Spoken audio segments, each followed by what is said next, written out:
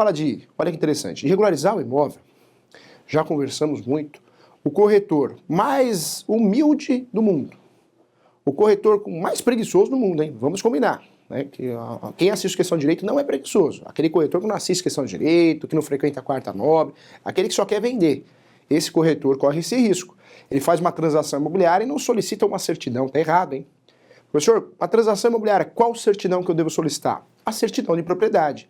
Certidão de propriedade é o gênero de duas espécies. Nós temos de um lado a matrícula e do outro lado a transcrição. Professor, qual que é a diferença? É a mesma coisa, né? A partir de 1973 foi chamado de matrícula. Antes disso, transcrição. É o RG do imóvel, o CPF do imóvel, igual o SIC e CPF, né? Muita gente até hoje fala para você, me vê o número do SIC. É o número do CPF. Então, toda transação imobiliária, eu preciso realmente desse documento, dessa certidão, para ver quem está vendendo, se realmente é o proprietário, se é o dono. Essa matrícula que vai esclarecer essa dúvida. Olha só que interessante. Quando eu tenho o imóvel no meu nome, já foi conversado aqui, eu tenho o domínio, eu tenho o registro, eu tenho a propriedade. Qualquer outra coisa é chamada de propriedade. Qualquer outra coisa é chamada de propriedade. Só que de propriedade de posse, tá? E aí, cuidado. Quando eu falo qualquer outra coisa chamada de propriedade de posse, não gosto muito desse termo que é utilizado aí pela Maria Helena Diniz, né? Na verdade, quando eu falo posse, eu não gosto nem de falar que é propriedade, porque posse é posse. E nós temos a propriedade aqui do registro, então a gente confunde. Então vamos usar o termo correto. Registro, propriedade, domínio é uma coisa, e a gente vai falar posse. Fala posse que é mais fácil, né? Olha que interessante. Posse é posse. E posse eu preciso regularizar. E a única forma que eu tenho de regularizar a posse no Brasil é através de uma ação conhecida como uso capião. Hoje nós temos aí cerca de 36 espécies. O novo CPC, o novo Código de Processo Civil, trouxe mais uma espécie que é a chamada uso capião administrativo ou extrajudicial. Tem gente que não gosta desse nome, fala que é administrativo o termo correto. Esse uso capião, olha que interessante, eu só vou usufruir quando eu tenho um certo lapso temporal. Hoje, no direito, apesar de muitas espécies de uso capião que nós temos, nós utilizamos aí cerca de 5 espécies, né? É engraçado que a teoria nós temos mais de 36 espécies, na prática a gente tem 5. 5 espécies são utilizadas constantemente. E aí o professor vai falar essas 5 espécies. Nós temos o uso capião, o primeiro uso capião muito utilizado, é o uso capião chamado uso capião constitucional especial, ou especial constitucional, é a mesma coisa, que é aquele uso capião previsto e fundamentado na Constituição Federal. O uso capião previsto e fundamentado na Constituição Federal, que é chamado de constitucional especial ou especial constitucional, pode ser urbano ou rural. Pode ser pro moradia e pro labore, também um termo muito utilizado também. Esse uso capião precisa de 5 anos de propriedade, ó. 5 anos, hein? De propriedade de posse, né? A gente sempre confunde propriedade com posse. Então, para não confundir, esquece essa propriedade. Precisa de 5 anos de posse. Posse de verdade. 5 anos. Essa posse de 5 anos, olha só, além de ter esse requisito de posse de 5 anos, eu preciso também, olha só, provar que eu uso esse imóvel para moradia habitual, ou seja, para moradia. É uma realidade. Então, além desse requisito da posse, de 5 anos no mínimo, eu preciso provar também que eu uso esse imóvel, cumpro a função social, a moradia. Outra situação importante também, olha só que legal, hein? Eu também preciso, né, nesse caso, respeitar a metragem. Esse uso capião constitucional, ele tem aí a metragem, o limite de metragem. Não pode ultrapassar de 250 metros quadrados. O imóvel, para fazer uso capião de imóvel constitucional, utilizar a espécie constitucional, ele não pode passar de 250 metros quadrados do imóvel urbano, porque o rural ele não pode ultrapassar de 50 hectares. Então o urbano até 250, o rural 50 hectares. Esse uso capião constitucional, ele é muito utilizado. Por quê? Porque esse uso capião, em termos de posse, é uma posse curta, se você for pensar. 5 anos na vida, ó, passa voando, passa rapidinho, né? Então, 5 anos. 5 anos, eu ficando na posse, eu tendo a posse direta, eu posso usufruir desse uso capião. Então, ele é muito utilizado. Mas ele é cheio de limites e cheio de regras.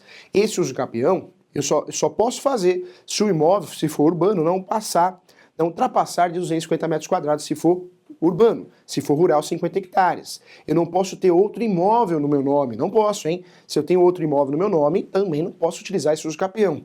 esse uso capião, chamado de uso capião constitucional especial ou especial constitucional, tanto faz, é o mais utilizado no Brasil pelo fato da posse ser apenas de 5 anos. Mas nós temos uma segunda espécie que é muito utilizada, que é o uso capião extraordinário. O extraordinário é um uso capião muito utilizado e é o melhor que tem, hein? Quando o seu cliente, você, tem a oportunidade de usufruir desse uso capião, é esse que você vai escolher.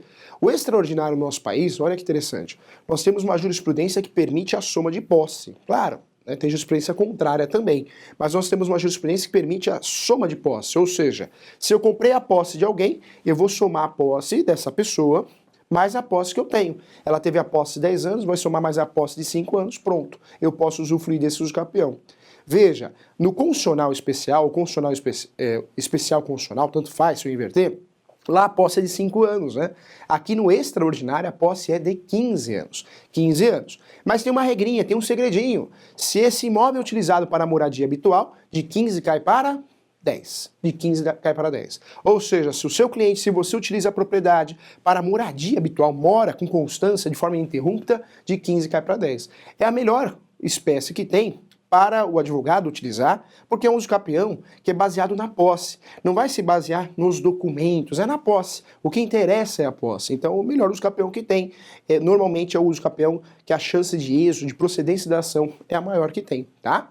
Nós temos uma outra espécie utilizada no Brasil também, que é o uso capião ordinário, ou muita gente fala de ordinária. Ah, professor, está errado. Não vejo, tá incorreto falar ordinária também não. Porque, na verdade, o uso capião permite ou o uso capião ou a uso capião, né? Em relação à língua portuguesa, permite o uso, então muita gente altera esse nome. Não vejo com erro, porque a gente vê em doutrinas, livros, né, de formas diferentes. Esse uso capião ordinário, né, olha que interessante. Esse uso capião também tem um lapso temporal de 10 anos. E eu necessito de um título de boa-fé. Título de boa-fé é qualquer documento, hein? Professor, o que é um título de boa-fé? Qualquer documento que prove que eu entrei na propriedade com boa-fé. Esse documento pode ser o quê? Pode ser um contrato de gaveta. Quando eu falo contrato de gaveta, qualquer um, hein? Compromisso, promessa, compra e venda, cessão de direitos possessórios, cessão de direitos hereditários, né? Qualquer contrato. Isso é o título de boa-fé. Só contrato particular, que é um título de boa-fé para uso capião? Não. Formal de partilha também é. Ah, formal de partilha também é. Ah, professor, então contrato de locação também é contrato de comodato. Aí não, hein? Contrato de comodato e contrato de locação não é título de boa-fé para uso capião, ele atrapalha o uso capião. Qualquer uso capião, as 36 espécies, né, praticamente 36 espécies, mais uma 37 de uso capião que tem aí para usar como fundamento jurídico, professor, como que eu atrapalho esse uso capião? É só eu estragar o coração desse uso capião. Todo uso capião tem um coração. Qual que é o coração? São requisitos que eu chamo de requisitos comuns. Todos têm esse requisito comum a todos. São requisitos essenciais, obrigatórios. Nós temos a posse. Perceba que qualquer uso capião tem que ter posse. No Brasil, no mínimo 5 anos, salvo exceção do uso capião de abandono de lar, que é 2 anos.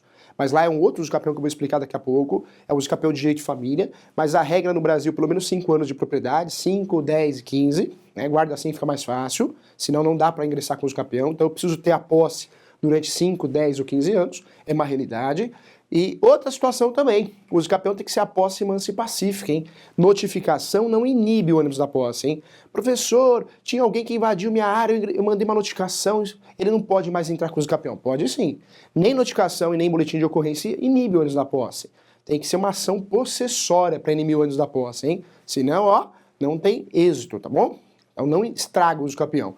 Terceiro requisito também, olha que interessante, hein? Então a posse, todo uso capião tem que ter posse. Nós temos o segundo requisito, que é a posse mansa e pacífica. E o terceiro requisito é o animus domini. Professor, vou chegar em casa e vou falar assim, o senhor tem animus domini? Vamos falar assim, eu já tomo Rivotril, Catopril, então não faz confusão não, né? É tão feio falar juridiquês para o leigo, para que isso, né? Passa até sinal de arrogância, o direito tem que ficar chato. Então vamos falar o português claro aqui. Ânimos da posse, esse nome tão estranho que ninguém entende nada, é a vontade de ser dono. E o que é a vontade de ser dono? Para ingressar com uma ação de uso capião, eu entro na propriedade com a vontade de ser dono. É isso mesmo. Não com a vontade de ser inquilino, não com a vontade de receber um empréstimo, que é o comodato. Eu já entro com a vontade de ser dono. Posso estar entrando no imóvel irregular, comprei através de um contrato de gaveta, mas já entrei com a vontade de ser dono. Então, não é ânimos dono, hein? Vai falar o quê? Vontade de ser dono. É a vontade inicial, hein? Não é no meio do caminho. Então, qualquer uso capião, eu tenho que ter esses 3 requisitos. Se eu não tenho esses 3 requisitos, eu não tenho aí a possibilidade de êxito no uso capião. Tem um princípio que é importante também, que todo uso capião tem que ter, tem que enxergar isso no uso capião, na ação de uso capião, que é o requisito da função social da propriedade. Função social da propriedade, o que é isso, professor? Função social da propriedade, na verdade, é o fato de eu usar a propriedade. A propriedade está aqui para ser usada, então o uso capião precisa disso também. Professor, então como que eu consigo regularizar imóveis no Brasil? Uma das formas, das boas formas de regularizar, principalmente a posse, é o uso capião. Não que não tenha outras formas de regularizar no Brasil, nós temos. Muitas vezes o imóvel falta o inventário, precisa ser feito o inventário, em cadeia, né? Ou seja, 1, 2, 3 inventários, é muito comum, porque inventário é caro, é oneroso, então as famílias acabam deixando de lado o inventário pelo valor, então muitas vezes o inventário é a grande saída. Outra forma que eu tenho de regularizar o imóvel, o registro, e isso é o mais simples, né? O sujeito fez a escritura pública, mas não registrou, então eu preciso registrar. Talvez a baixa de um gravame, ou seja, um financiamento, né? Então falta da baixa do financiamento que foi feito, ou de uma garantia que foi dada, o imóvel foi dado em garantia como caução. Então tem diversas formas de regularizar o imóvel, mas a forma mais adequada, e normalmente a forma que resolve, no caso da posse, é o uso capião. Lembro você que tem 36 espécies, olha só que interessante, hein? Não podemos esquecer que existe o uso capião coletivo. O uso capião coletivo é um uso capião para regularizar grandes comunidades. Ele é baseado, tem o seu fundamento no Estatuto da Cidade, né, esse uso capião coletivo, também previsto na Constituição Federal, tem fundamentos dentro da Constituição Federal também. Então é um uso capião também muito utilizado para regularizar em massa aquela grande propriedade, né, então aquele grande loteamento, também uma alternativa. O uso capião que o professor falou que ia comentar aqui é o uso capião de abandono de lar, conhecido como uso capião dominical ou de abandono. Tem vários nomes. Esse uso capião, ele tem um nome de uso capião, mas é mais uma sanção, uma punição para quem abandona o companheiro ou a companheira, hein? Então cuidado, se você abandonou sua companheira ou seu companheiro, cuidado, hein? E agora para o companheiro abandonado, a dica, hein? Ele ou ela. Se você foi abandonado por ele ou por ela, ou por ele e ela também, né? Se você foi abandonado, você pode ingressar com uma ação de uso capião. Essa ação de uso capião chama ação de uso capião domiciliar. Ou seja, tem que ser meeiro. O imóvel não pode ultrapassar de 250 metros quadrados. Meeiro é ser sócio da propriedade. Ou seja, ela te abandonou, ele te abandonou, você ficou sozinho em casa. E aí o que você pode fazer? Ingressar com uma ação de uso capião para pegar a parte dele ou dela e passar para o seu nome. Você já tem 50%, você vai ficar com 100% do imóvel, hein? E essa ação tem que ser feita paralela, forma autônoma, ou seja, fora do divórcio ou de união estável. Então, é só uma ação de uso capião. Olha que legal, olha que bacana essa ação. Vamos lá para as perguntas, então.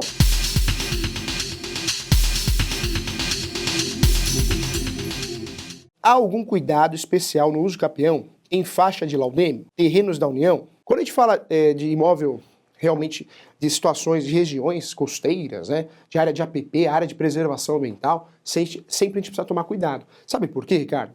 Porque o uso capião, dentro do uso capião, eu sou obrigado a pedir a manifestação das procuradorias, das fazendas, né?